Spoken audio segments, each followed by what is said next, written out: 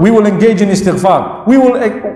We will try and welcome this beautiful month by turning to Allah and by developing our character and conduct, by improving the relationship we have in our homes and houses.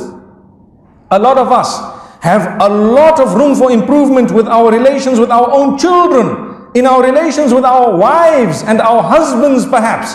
We have so much that needs to be done, but sometimes we couldn't be bothered. We are too busy doing some other things. Before you know it, life will be over. You know, nowadays time is flying. That's just Muhammad sallallahu alayhi wasallam has prophesied this. يَتَقَارَبُ الزَّمَانِ. One of the prophecies of towards the end of the time will begin to fly. It will be crumpled. Crumpled meaning a month will pass as though it was just a day.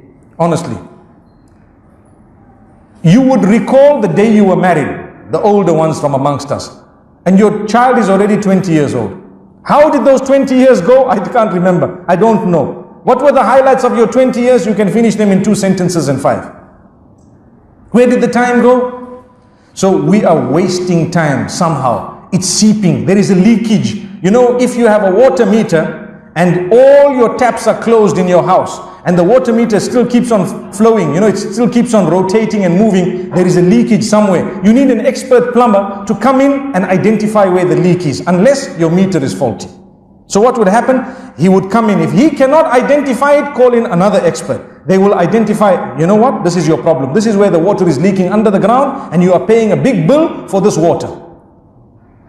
The same is happening to our time. It's seeping, it's leaking. We're using it sometimes for that which is not constructive. It's destructive, it's a waste.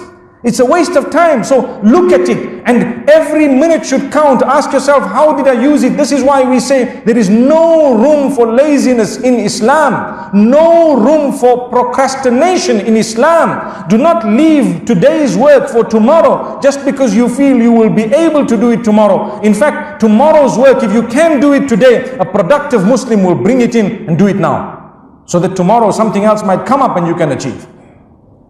This is why we say, let's start benefiting for the month of Ramadan from now. May Allah subhanahu wa ta'ala protect us and grant us goodness and ease.